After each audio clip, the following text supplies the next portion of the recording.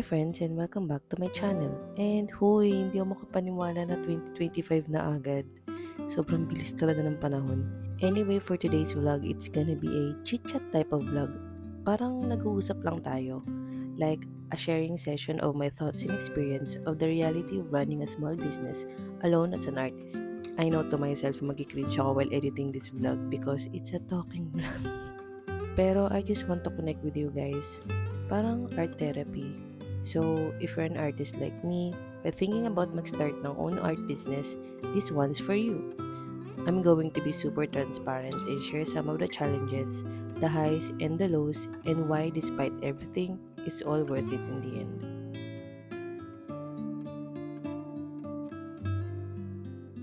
Running a small art business might seem like a dream from the outside.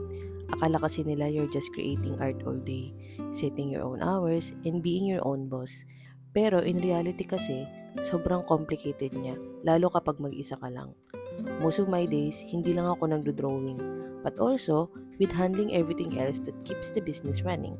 From managing orders, making commissions, packing, shipping, updating my online shop, prepping for art market, doing live stream to brainstorm new products, script writing, and marketing on social media. Grabe, sobrang overwhelming talaga niya. And minsan, nakakatamad siya, pero I choose to be disciplined and to be productive. And to be honest, I've been into two businesses na before, and both of them, nag-failed. Di ko talaga maiwasan yung ang dami kong what ifs talaga na nasa utak ko. Number one is, am I not good enough in putting up my own art business? Or two, baka may pagkukulang lang talaga ako kaya it didn't work out well. It haunts me up until today. That's why I stopped the idea of putting my own small business before because I'm so afraid na mangyari ulit and I can't afford to walk on the same path again. That's why I'm working hard kahit na it's just an unknown path na tinataha ko. I just keep going.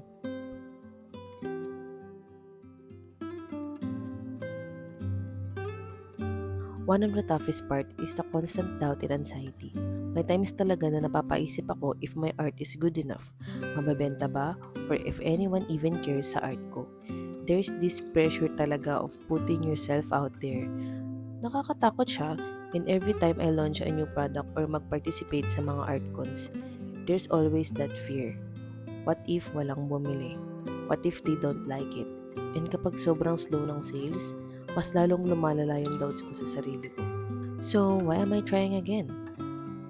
Because I don't want the feeling of being defeated by my own thoughts. Ang hirap kasi if you keep sabotaging yourself. And I got tired of doing that over and over again. Kasi ako lang din talaga yung nahihirapan. I felt like kalaban ko yung sarili ko. And if I let myself consume by my own thoughts, hindi ako mag-grow as a person. That's why I'm trying to navigate my thoughts as much as possible kasi nobody's gonna help you kundi ikaw lang din talaga.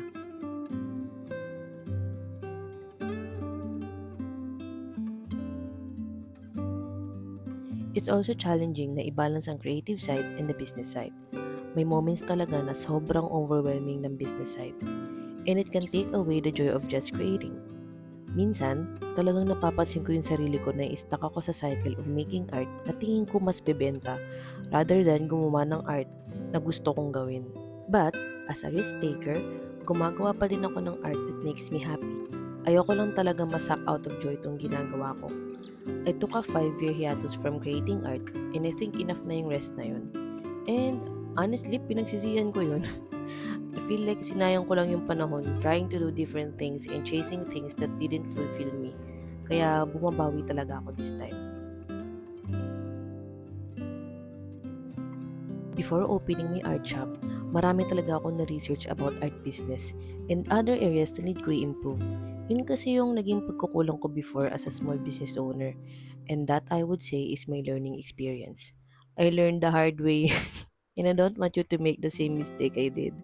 The number one lesson that I want to share is that wag ka magmamadali. It takes a lot of time and effort talaga when it comes to opening a small business. And for me, opening my art shop is a passion project of mine. Parang it's something I believe will help me heal and grow as a person.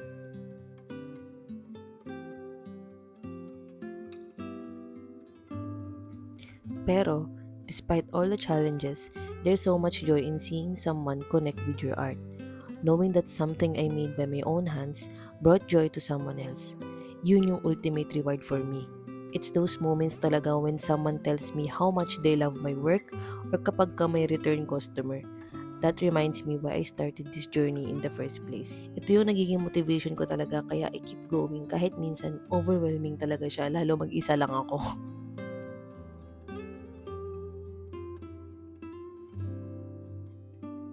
So yeah, to anyone out there running their own small art business or thinking of starting one, I want you to know that it's okay to feel anxious or unsure.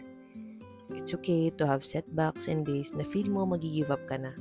Pero palagi mong tatandaan, every step forward, no matter how small, is progress.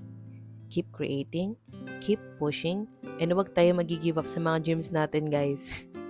Success doesn't happen overnight.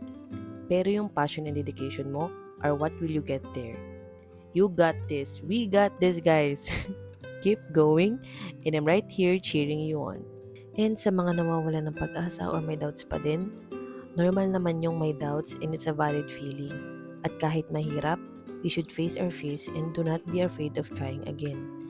May part kasi talaga sa atin na natututo every time na we failed. Sa mga bagay-bagay na akala natin magiging okay. And that's okay. Take it as a learning experience not to sabotage yourself. Your mind and body deserves to be loved by you.